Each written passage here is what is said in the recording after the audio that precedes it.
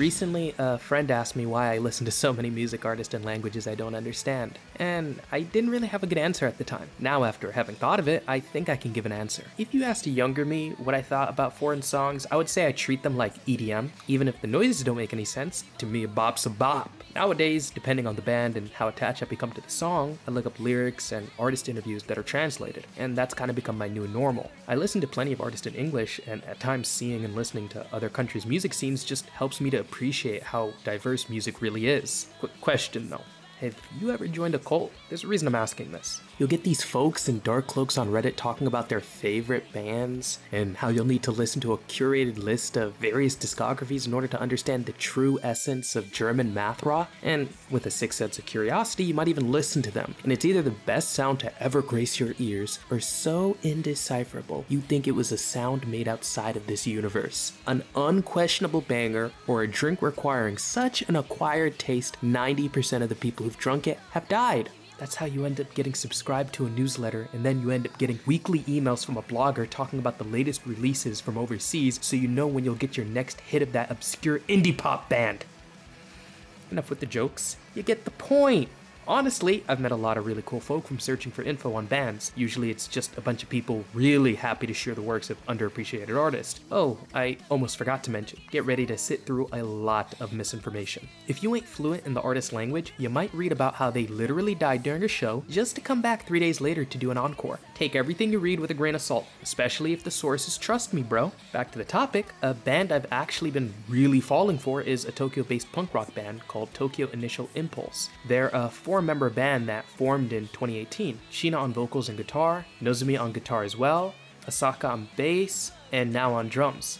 They already have 2 EPs and 2 albums with a couple of singles in between, and I'd like to say before I continue, I do not speak Japanese. I understand very little, maybe one word every Gettysburg Address. I am not an authority, and what I will say is stuff I found online, so apologies if I get anything wrong. I found this band through a YouTube recommendation and I got really into them. I'm talking music videos, albums, interviews, I was eating it all up. That's when, while I was reading a translated interview on Tokion, I read about some of the band's influences.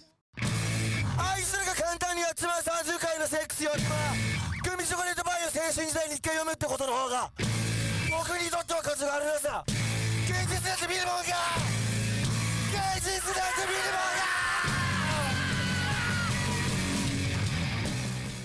Ging Nang Boyz is a band I heard of from their track in Madhouse's Sunny Boy. I jumped in their music as well and grew to really like their sound. So much so I got into the members' prior band, Going Steady. Whenever I would look through their lyrics, it always sent this shock, especially on the group's softer songs. I feel like why I don't talk about my music taste too openly is because I can rarely kind of express what it is that drives me to listen to foreign music. I don't know, sometimes when I just listen to a song, it's almost like it clicks. Just hearing the music is enough. Of course, I'm never gonna say with 100% confidence I get what's being conveyed, but it's more like I feel sometimes the emotions itself can just carry through. Ging Nang Boyz describes their sound as youth punk, and with their often immature lyrics of young love and generally being a loser, it's really easy to see a lot of their early works and think that you need to be a Weezer fan who only listens to Pinkerton to enjoy them. But if you continue to listen more and more, there is actually a lot of sides to the bands than just that. 君に彼氏がいたら悲しいけど君が好きだというそれだけで僕は嬉しいのさ They talk of youthful frustration and fears and a lot of pain. There's a ton to talk about when it comes to Ging Nang Boyz, but I only bring them up to talk about how it feels when I'm listening to new groups. At first it's just the vibes, but as I listen more, I can't help but tear into it as my curiosity grows, and that in turn connects me more with their music. Weezer is one of my favorite bands of all time, and do you know how happy it made me when I heard Ging Nang Boyz mention them on their track Trash? From their live performances, you can see how alive and electric their energy is. It's the very picture of youth. Yes, even with Mineta, the singer and frontman of the band, stripping most of the time, and he actually ended up doing it overseas and getting arrested. I think he was only fine though. Minetta's voice is always at the forefront of the band's songs. It powerfully cuts through all the noises, this kind of desperate cry. And you know how I mentioned earlier that Ging Nang Boyz were members of another band? Going Steady's lineup consisted of Kazunobu Mineta on vocals and guitar, Abiko Shinya on bass, Murai Mamoru on drums, and Chin Nakamura on guitar. After a tribute album in 2003, the group broke up and Mineta saw a solo endeavor in music through Ging Nang Boyz. He was later joined by his old bandmates, but that wouldn't last long. After a few years, the members left again, leaving Mineta to continue the band alone. I'm not going to go into the reason why, because a lot of the English sources I found on it are either fragmented or without a source, but Mineta actually ended up doing something during this solo period that I ended up absolutely loving. Mineta gets to work on a new album where he reimagines songs from the Going Steady days. At first, it's nothing out of the ordinary. The band had done similar things in the past. However, this time he also begins to reimagine songs from older Ging Nang Boyz albums. Specifically, I want to talk about the song I Don't Wanna Die.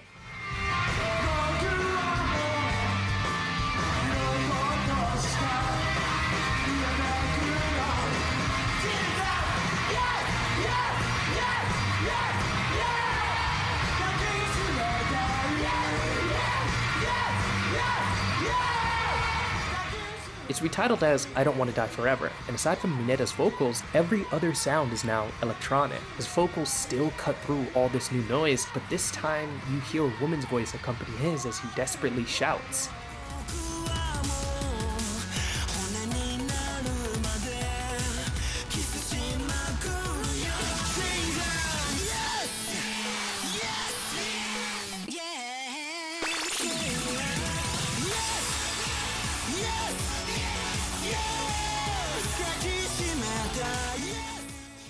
I Don't Want to Die Forever is one of my favorite tracks of his. Mineta might be alone, surrounded by electronic machines, but he still sings desperately.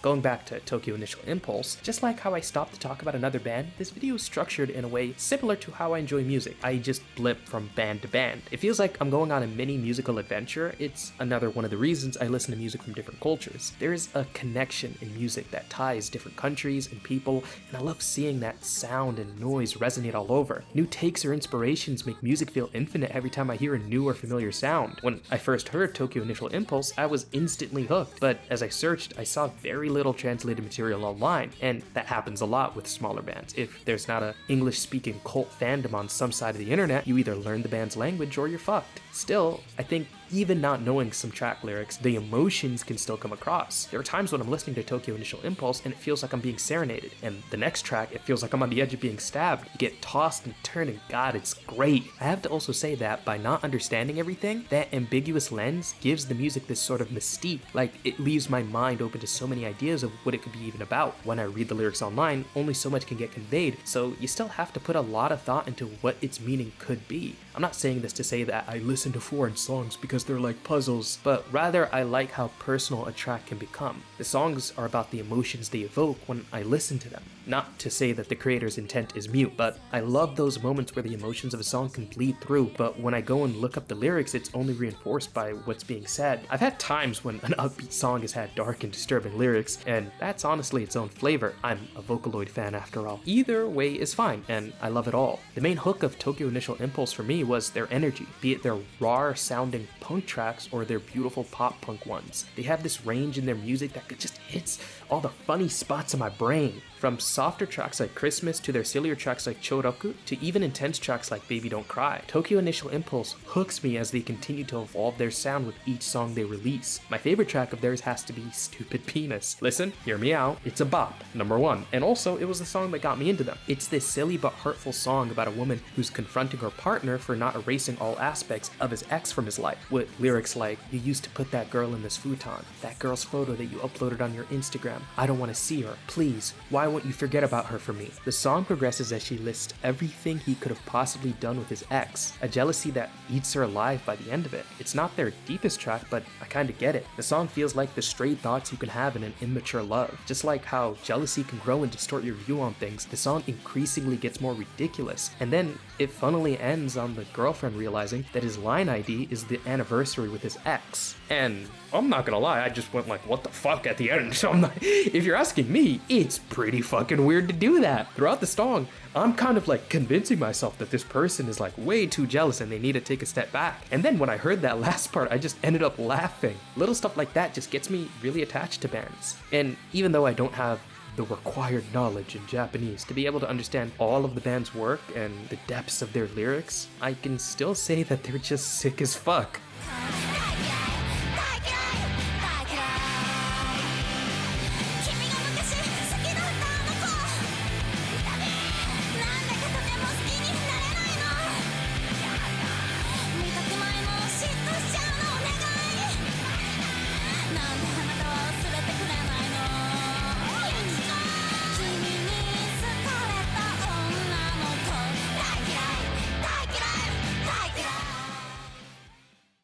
If you got to this point of the video, my bait worked. Go listen to Ging Nang Boyz and Tokyo Initial Impulse if you like punk. Then you have to listen to The Stalin, Otoboke Beaver, Number Girl, and High Standard, and those are just the classics after the... hey, are you still listening?